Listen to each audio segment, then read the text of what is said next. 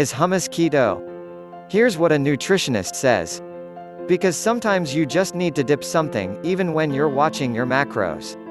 Starting any new diet can feel difficult when you have to create a whole new lineup of go-to snacks and meals, but that rings especially true for keto dieters who have to seriously cut back on carbs. Remember, you're only allowed 5 to 10% of your daily calories to be from carbohydrates on the diet. One go-to snack, hummus and vegetables, is a favorite among dieters, but is it keto-friendly?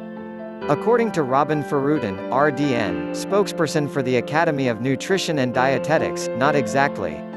That's because the main ingredient in hummus is chickpeas, aka garbanzo beans, and 1 cup of garbanzo beans contains 45 grams of carbs, according to the U.S. Department of Agriculture. When those beans are made into hummus, that number goes up to 49.5 grams of carbs. Clearly, that's way more carbs than you'll want in one sitting, and probably even one day, on the keto diet. And while it's worth stating that 1 tablespoon of hummus only has about 3 grams of carbs, it's not exactly worth it. While you could fit in a small amount of hummus, it wouldn't make it satisfying, says Farutin, who suggests you instead get your carbs from produce like dark leafy greens and other veggies like asparagus, Brussels sprouts, and broccoli. If you just can't live without hummus in your life, don't worry, you don't have to give it up completely. Simply go for a lower carb variation, says Farutin.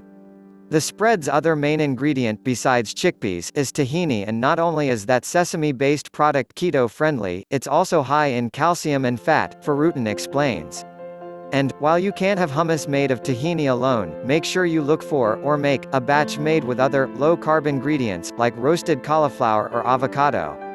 Farutin also suggests spreads that include herbs and spices, like parsley, oregano, turmeric, or garlic. They'll not only add flavor, but healthy antioxidants too. But, something to keep in mind, if you're considering the keto diet and you're unsure if it's right for you or if you're eating foods that stick within its regulations, Farutin suggests chatting with a doctor or dietitian. There are certainly cases where keto can be really helpful, but for most people, it's not necessary, she says.